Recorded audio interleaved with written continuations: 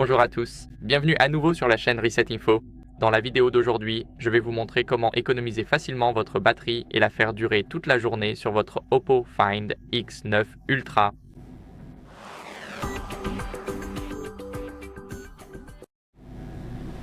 Alors, pour commencer, nous allons aller dans les paramètres. Ici, dans les paramètres, il faut faire défiler vers le bas jusqu'à ce que nous voyions la batterie. Et ici, la première étape consiste à activer le mode économie d'énergie.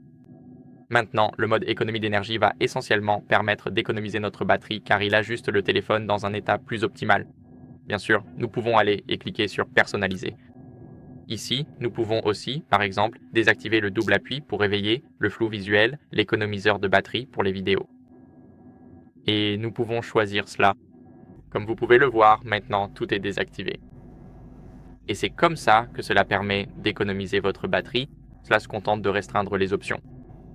Maintenant, regardons ici certaines applications que nous n'utilisons pas. Nous pouvons simplement cliquer sur celle-ci, puis aller dans les contrôles de consommation d'énergie. On peut y restreindre l'activité en arrière-plan pour qu'elles ne fonctionneront plus du tout en arrière-plan. C'est très important car nous voulons faire cela pour chaque application que nous ne souhaitons pas vraiment voir fonctionner en arrière-plan. Comme vous pouvez le voir, presque toutes mes applications sont des applications système, donc je ne peux pas les modifier. Je peux seulement les forcer à s'arrêter, mais je ne ferai rien.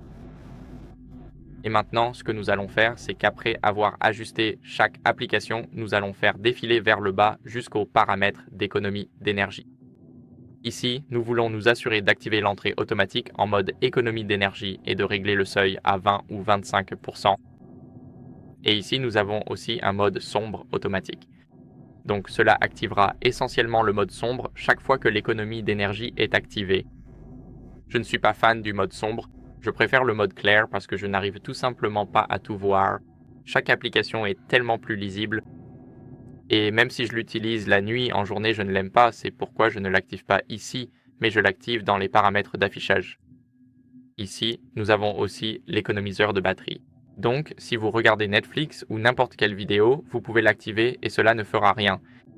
Bien sûr que si, mais rien de perceptible.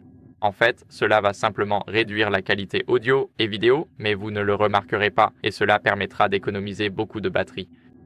Ici, nous avons la gestion de la batterie des applications. Ici, nous pouvons choisir les applications et restreindre leur activité en arrière-plan. Donc par exemple, LinkedIn, nous pouvons le restreindre, cliquer sur OK et maintenant il ne fonctionnera plus en arrière-plan. Ici, nous pouvons faire cela pour chaque application installée sur notre appareil. Par exemple, TikTok.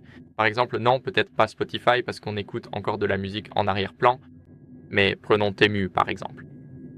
Maintenant, PUBG Mobile avait déjà été modifié. Netflix. Et maintenant, ce que nous allons faire, c'est restreindre notre taux de rafraîchissement d'écran de 144 à 60. Donc bien sûr, chaque fois que vous êtes en mode économie d'énergie, cela se fait automatiquement. Mais si vous voulez économiser la batterie à chaque fois, pas seulement en utilisant le mode économie d'énergie, vous pouvez aller dans l'affichage.